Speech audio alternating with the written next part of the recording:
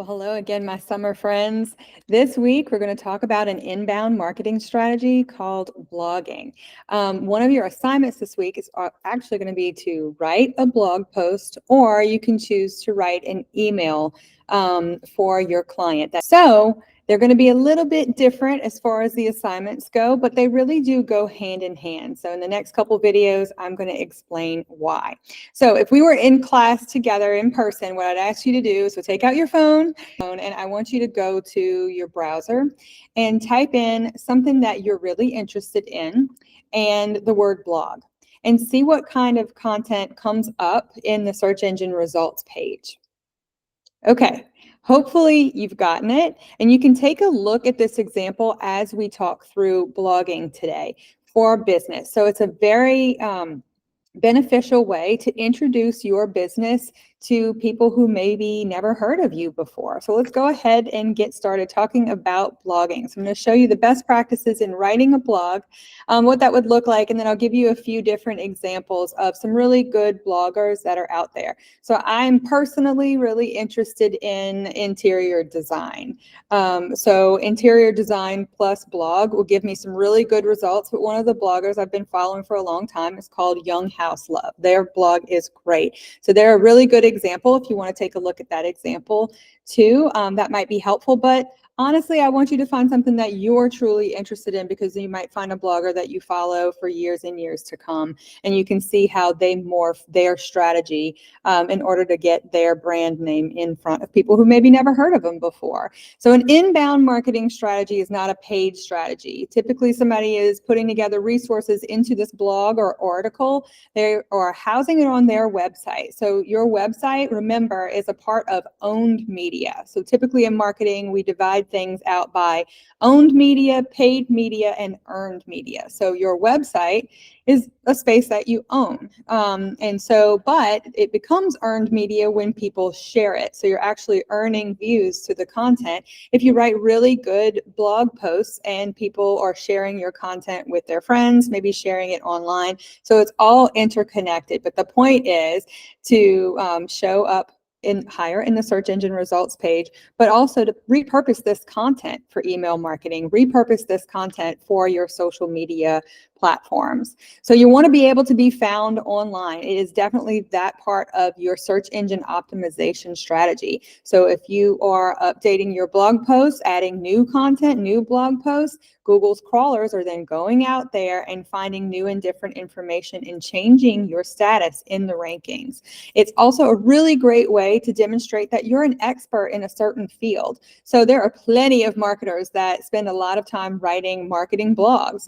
There's one in particular that I would love for you guys to go and follow if you're a marketing major. His name is Neil Patel. He is at the forefront of everything digital marketing wise. So he's really, really great. Sorry, interruptions.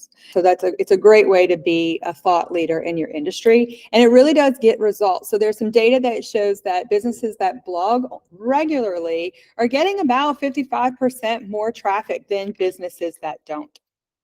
So it's very beneficial to your business. It really doesn't cost you a thing other than staff time to put that information together. So you really want your information in your blog to be a valuable resource to everybody that's coming to your page. You don't necessarily want to sell anything. You just want to introduce people to your brand and provide value, provide free value to them. So you always need to think in terms of, who is that buyer persona? Who am I writing this information to? Who would be interested in this? So that's why I had you put together that buyer persona first this semester, so that everything that you are recommending to your client will align with the buyer persona, that unique person that represents a good segment of the customer types that maybe follow that particular brand that you're working with, knowing those demographics, knowing the psychographics, knowing as much as you can about that person as you can. So think in terms of what would be really remarkable, valuable, helpful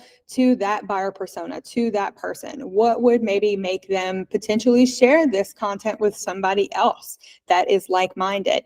Make sure you're being helpful. It's not a salesy part of your strategy. Okay, so you're building a relationship between your brand and that person. So you want to think in terms of what we talked about in the beginning of this semester about content that's on your website and how things are structured to be very easy to read. Remember, big, long paragraphs, pages and pages of text are not appealing to anyone. That's why I think your textbook does such a really good job, because they really break it up. A few sentences, pictures, videos, links that take you elsewhere. So those same things apply to blogging. Okay, so bullets, white space, headers, and paragraphs. But implementing your YouTube videos, any YouTube shorts, any of your TikToks, any of your reels from Instagram or Facebook would be appropriate to embed in between the text of your blog. And your blog should be about 350 to 500 words. Now, for your exercise this summer, I'm going to cut it down for you, but typically a blog should be a little bit longer than that. The good news is that when you're writing your blog, you don't want to write it from that academic perspective unless it's an academic type of article. So you get a little bit of a break from our traditional college type writing. This is not a typical essay. This is you writing to your friend. Think in terms of, I'm writing to this buyer persona. This person is a friend of mine, and I want it to be easy to read and conversational. You do want to have a call to action, but you want to kind of keep it at the end of the article. Some blogs don't even have a call to action in them anymore, but I am recommending that you include one at the end, just so that the message is not completely lost. And you want it to be a call to action for your client. So in this case, it could be for more information, contact blah, blah, blah, or email so-and-so for information on whatever brand. So it can be subtle.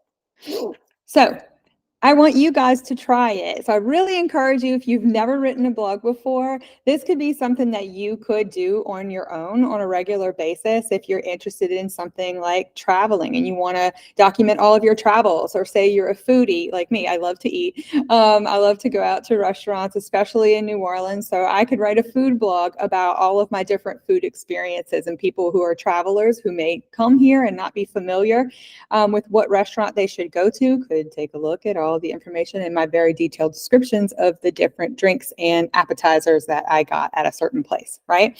So in this scenario, if you were writing a blog about maybe paleo meal planning, so many people are always researching different diet types, you would start with a little introductory paragraph, and then you would have it sectioned out this way. So if we were working in class together, I would have you sit down and think of a topic that you want to write on, and then just outline it first. Some people get stuck with, like, where do I start when I'm writing? The best thing to start is just an outline. Organize your thoughts in this type of a way. So an introduction that leads people into the content.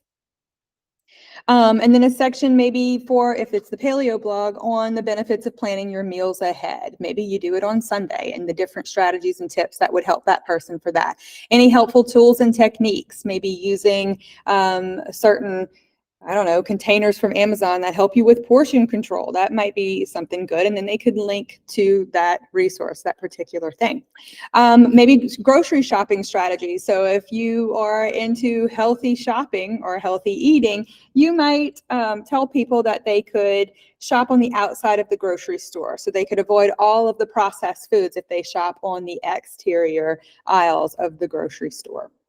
And then you might say, okay, well, for more information, so this is a call to action. So for more information on healthy eating or tips, contact us at blah, blah, blah. And maybe that's a dietitian who's writing this kind of content, and they really want to get clients who need to learn how to eat better. Maybe they need to learn how to lower their blood sugar, their A1C. Maybe they just want to lose weight. Maybe they had a recent health scare and they want to do a lot better, but they need some guidance. So dietitian could write this blog, and it would be a really beneficial way to make them position them as a subject matter expert. Okay, so for SEO purposes, we want our blog to be at least 350 words. I'm going to let you get away with only 250 for this exercise.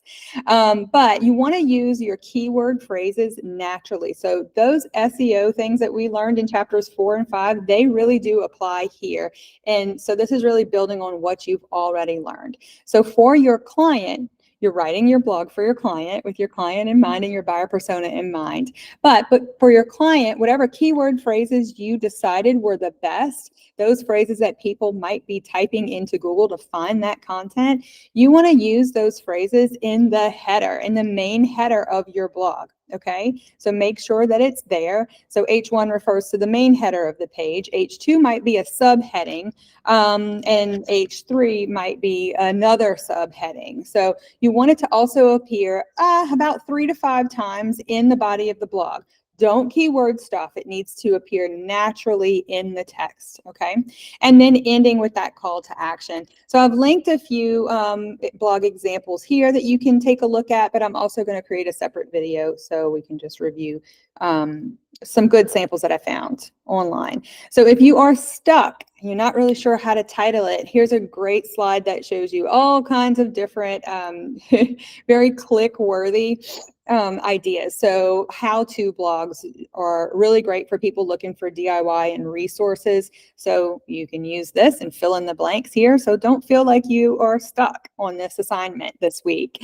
So list blogs do really well too. So 7 ways to plan your meals ahead. 7 steps to finding a healthcare provider. So all of these different ways that you can think of how to guide your blog post.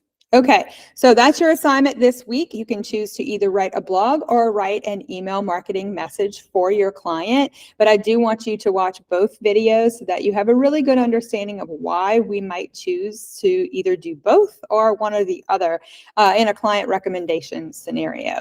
So I want you to research 2 to 3 articles that offer some information that you can use for your blog. So remember, the point of your blog post is not just to promote yourselves, it's really to position you as someone giving a lot of value for free to a potential customer. So when you think about what our client might want to talk about, the blog topic doesn't necessarily need to be exactly about what that person provides, or it should not be a pushy sales pitch about what they actually provide. So you're really not worried about somebody clicking away from their page and going to a different resource. But you do want to have 2 to 3 different articles linked in your blog post, and they should be linked naturally in the text. What I mean by that is, I don't want you to write it as, you should see this link here.